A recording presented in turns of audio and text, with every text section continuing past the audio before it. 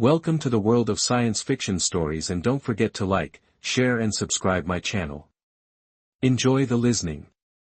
They thought Earth was defenseless. Then our ancient weapons woke up.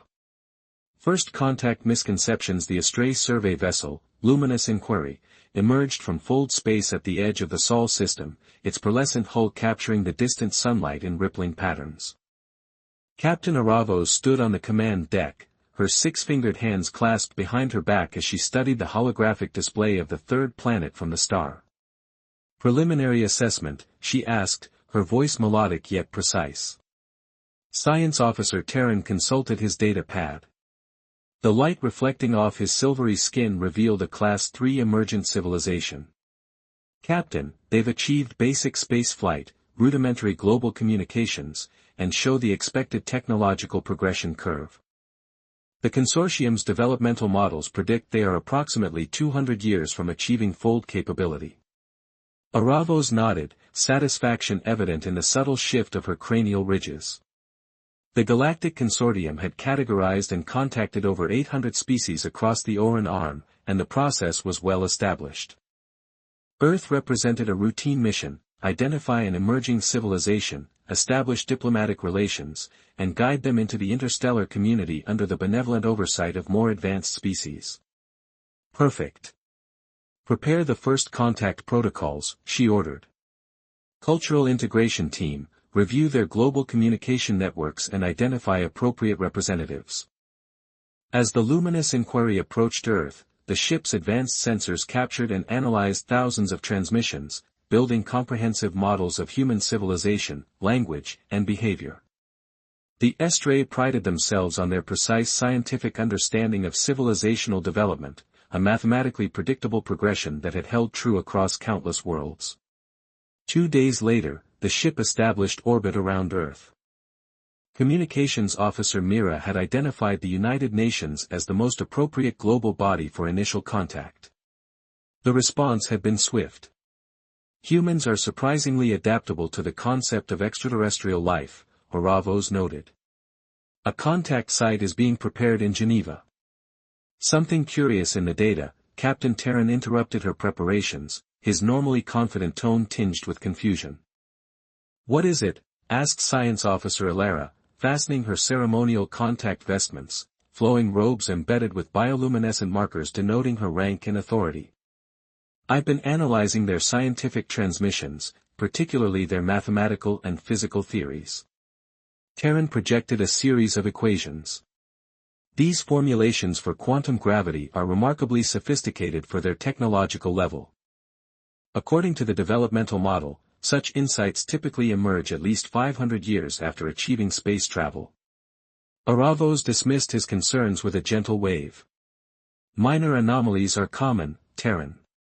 Some species developed theoretical understanding ahead of practical application. The Nervali conceptualized warp theory a millennium before they built their first interplanetary craft. There's more, Terran persisted. Their historical records contain references to advanced knowledge that was subsequently lost, architectural techniques, metallurgical processes, and astronomical calculations that far exceed what should be possible at their historical stages of development. Document the anomalies for the cultural analysts. Aravos said, her attention already shifting to the upcoming ceremony. Every species has its quirks. The diplomatic shuttle descended through Earth's atmosphere, and the Geneva contact facility came into view, a hastily constructed but impressive structure of steel and glass, surrounded by the flags of Earth's nations. Captain Alara led her team through the landing procedures, mentally rehearsing her carefully crafted speech about the consortium's benevolence and the gift of accelerated technological advancement they offered humanity. Dar. Sarah Chen, Earth's chosen representative, waited on the platform. A brilliant physicist with diplomatic experience, she had been selected for her combination of scientific knowledge and measured temperament. Beside her stood representatives from the world's major powers, their faces composed but betraying their awe and anticipation. The shuttle's door arised open, and Captain Alara emerged. Her tall, elegant form towered over the human delegation, her silvery skin caught the sunlight, and her ceremonial robes shifted in colors that seemed to exist beyond the normal human visual spectrum. "People of Earth," she began, her voice translated through devices provided ahead of their arrival, "the Galactic Consortium welcomes you to the interstellar community. We have observed your development with great interest and offer guidance to accelerate your technological progress by centuries." A holographic display materialized behind her, showing Earth's developmental curve, from the first radio broadcasts to their current space exploration efforts. "As is our custom with emerging civilizations, we offer mentorship and advanced technology. In exchange, we seek resource rights and cultural integration into the consortium of 600 sentient species." Dr. Chen stepped forward, her expression respectful but measured. "Captain Alara, Earth thanks the consortium for this generous offer. Before we proceed, perhaps you would be interested in visiting some of our historical and scientific institutions. Understanding our past may help you better evaluate our present." Alara nodded graciously, though inwardly she found the suggestion unnecessary. The consortium's developmental models were rarely incorrect, and Earth clearly fit the pattern of a young species taking its first tentative steps into the cosmic community. The following day, Aravos and Terran found themselves in the British Museum, following Dr. Chen through galleries of ancient artifacts. The human scientists stopped before a glass case containing a complex arrangement of bronze gears and dials. "This is the antithethra mechanism," Dr. Chen explained. "Discovered in a shipwreck, it dates to approximately 100 B.C.E., over 2,000 years ago. It's an astronomical calculator of remarkable precision." Terran activated his scanner, his expression shifting from polite interest to genuine surprise as he analyzed the device. "This mechanism incorporates astronomical principles that align with calculations developed during our species' fourth scientific epoch. The gear ratios account for planetary movements with precision that shouldn't be possible without advanced observational equipment." AR examined the device more closely. "A curious anomaly." "Certainly not an anomaly, Dr. Chen corrected gently. "One example among many.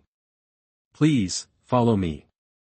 Throughout the day, the human scientists led the Estray delegation through museums and archives, presenting artifacts that defied the consortium's developmental models, Sanskrit texts containing surgical procedures that wouldn't be rediscovered for millennia, ancient star charts accurate to within seconds of modern calculations, and megalithic structures built with engineering precision that predated industrial tools by thousands of years. "I don't understand," Terran finally admitted as they examined Egyptian architectural plans. "According to our models, these achievements shouldn't exist alongside the technology level of their time." Dr. Chen's expression was thoughtful. "Human history isn't linear, Captain Alara. We advance, we fall, we forget, and we rediscover. The Library of Alexandria burned, the Roman Empire collapsed, the Dark Ages descended. Knowledge was lost only to be painfully reconstructed centuries later." That evening, aboard the luminous Inquiry, Aravos received an encrypted transmission from the Consortium Council. The holographic form of Elder Nyx materialized, her ancient features etched with grave lines. "Your preliminary report is troubling, Captain," the Elder stated without preamble. "If humans represent a new pattern of development, our entire classification system requires revision. The implications extend beyond Earth, the evidence is difficult to dismiss." Aravos admitted, their history shows multiple periods of advancement followed by regression. They've achieved sophisticated understanding, lost it, then regained it repeatedly. It contradicts our fundamental models. Determine if this pattern is unique to Earth or if we've overlooked it elsewhere. Elder Nyx commanded, Priority Alpha Classification. Additional research vessels have been dispatched to support your investigation. After the transmission ended, Terran entered Aravos' chamber, his arms filled with data crystals containing scans of artifacts from civilizations across Earth. "Captain, I've identified something remarkable," he announced with excitement overriding protocol.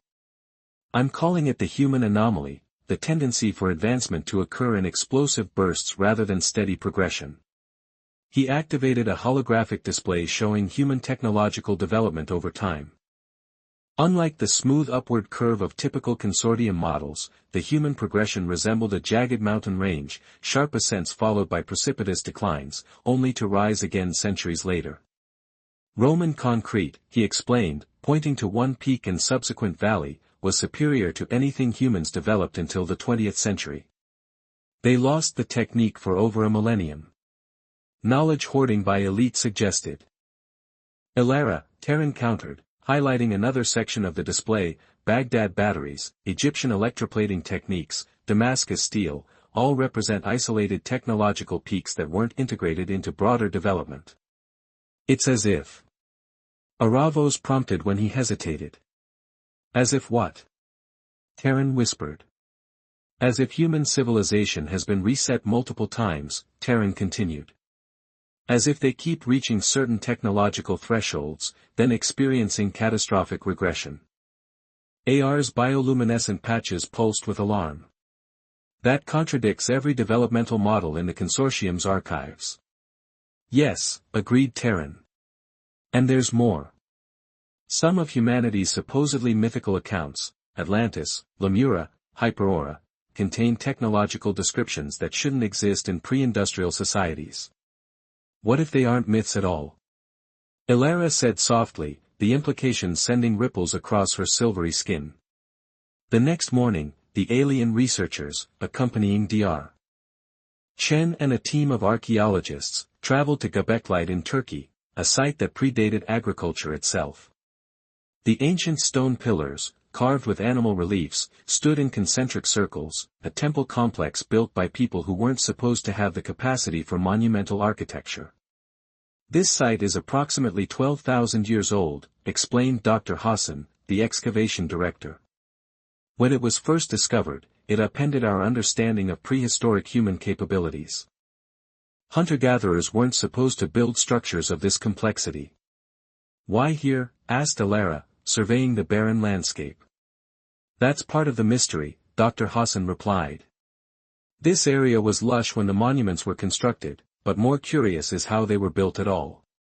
The pillars weigh up to 20 tons, and we found no evidence of draft animals or wheels at this point in human development.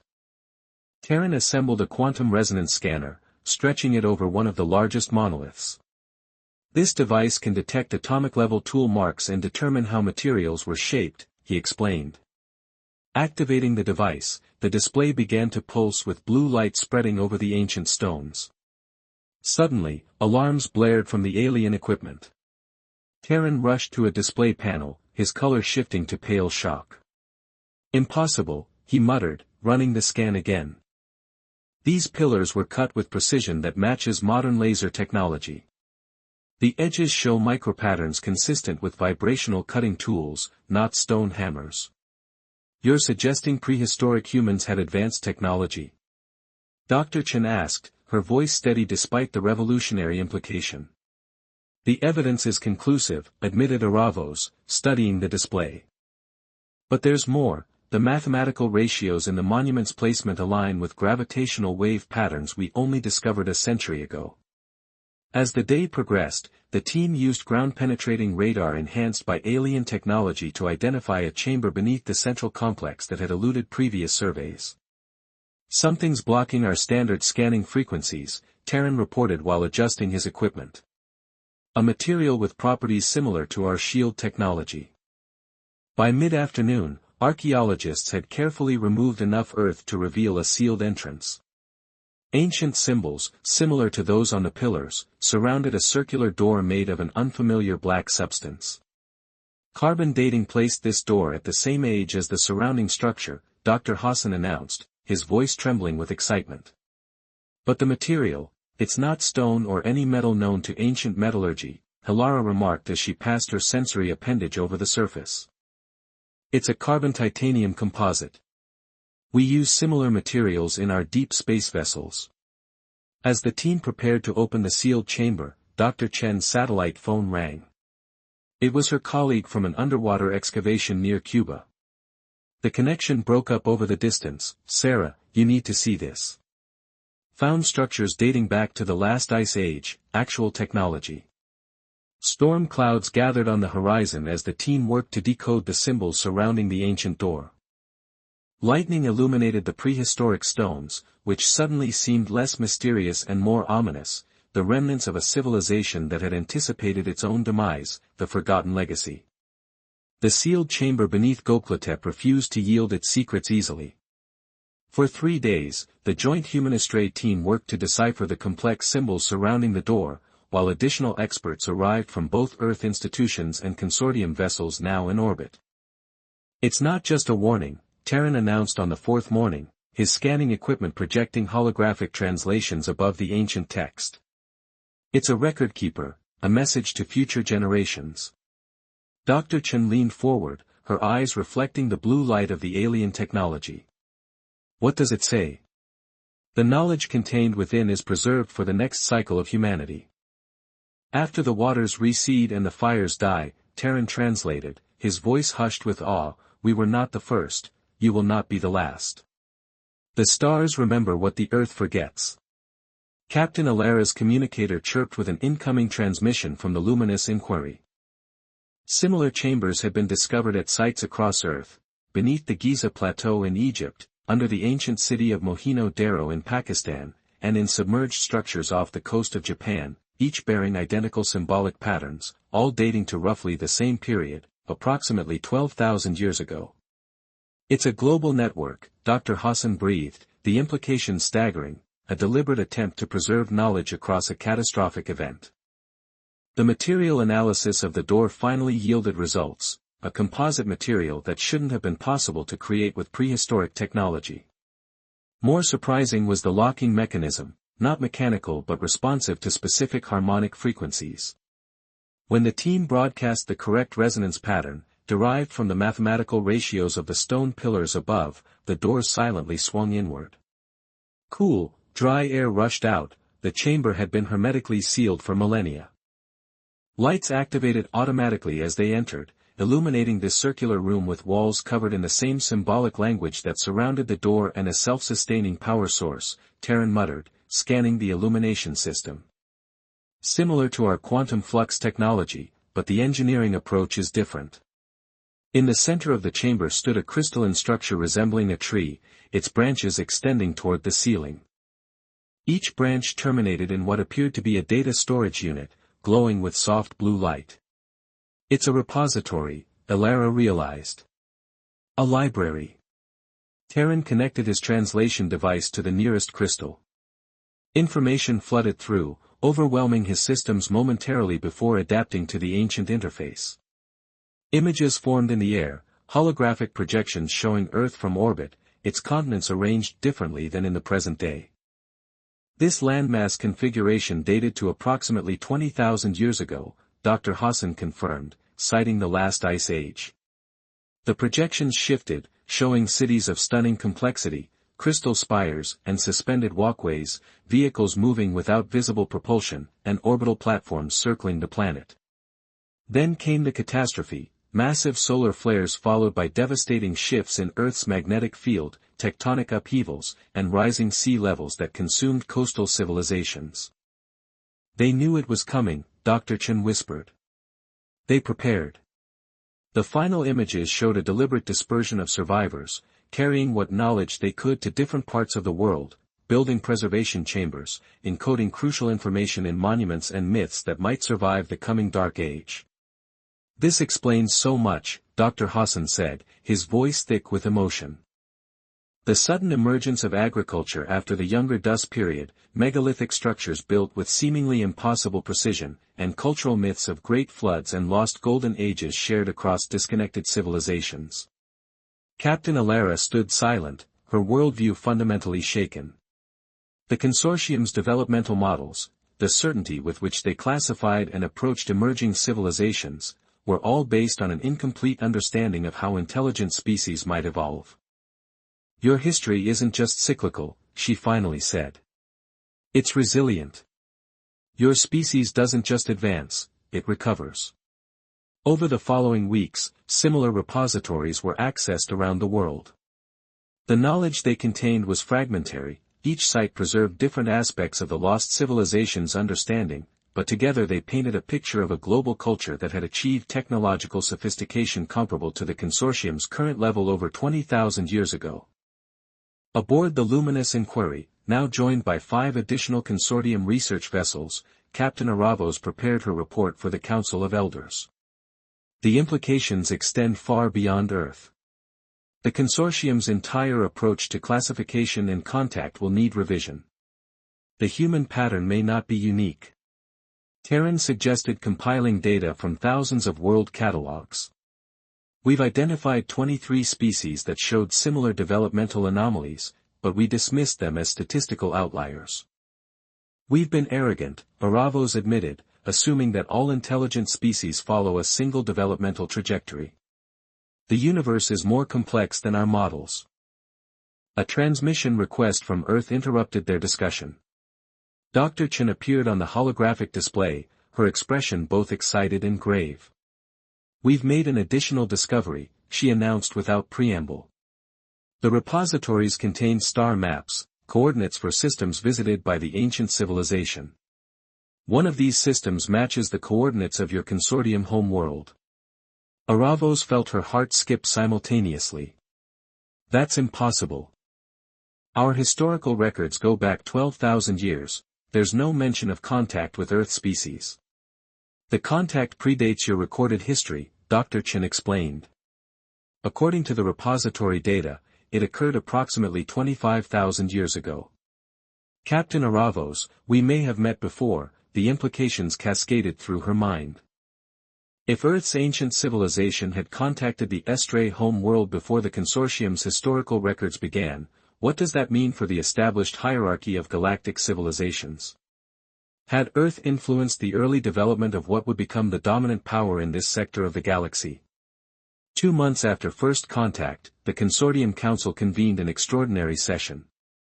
The developmental classification system that had guided their interactions with new species for millennia was now being fundamentally reconsidered.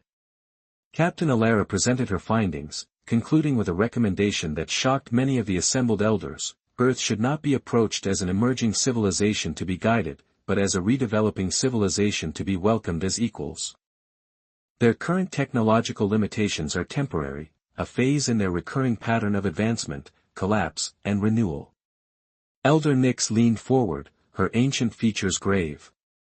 Your evidence is compelling, Captain, but the implications are troubling. If civilizations can rise, fall, and rise again, our entire understanding of developmental progression requires revision. Perhaps that's necessary, Aravos suggested.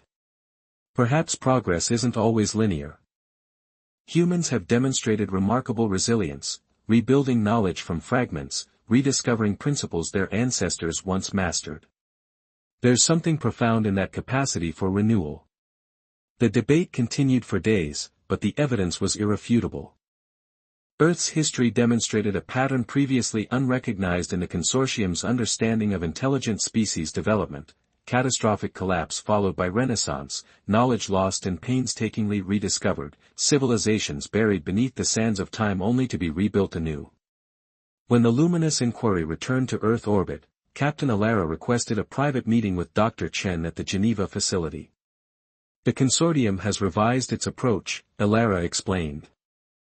We no longer offer to guide Earth's development but to engage as equals in knowledge exchange. Your civilization's path is unique and older than we initially understood. Dr. Chen smiled. We suspected as much. Humanity has always sensed that our story was more complex than our fragmented record suggested: the myths of Atlantis, the legends of advanced ancient knowledge, they were echoes of truth distorted by time. There's one more thing, Alara added, producing a small crystalline device. We've been analyzing the star charts from your repositories. 3 of the systems indicated contain planets with evidence of civilizational collapse similar to Earth's pattern. We believe your ancient ancestors may have established colonies that experienced similar catastrophes. Dr. Chen accepted the device, her expression solemn yet hopeful. Then perhaps it's time for a reunion. As Alara prepared to return to her ship, she paused at the facility entrance, gazing at the sunset that painted Earth's sky in brilliant oranges and purples. The consortium had arrived expecting to find a young civilization taking its first steps into the cosmic community. Instead, they had discovered an ancient species on its way back from a fall, a resilient civilization that refused to remain buried beneath the weight of catastrophe. Humanity's path forward wouldn't follow the consortium's models, it would forge its own way, carrying the legacy of cycles past. And perhaps, Elara reflected, the consortium had much to learn from a species that knew how to rise from its own ashes again and again, reaching for the stars with undaunted determination. Until we meet again, she murmured to the sunset, knowing that humanity's journey was just beginning.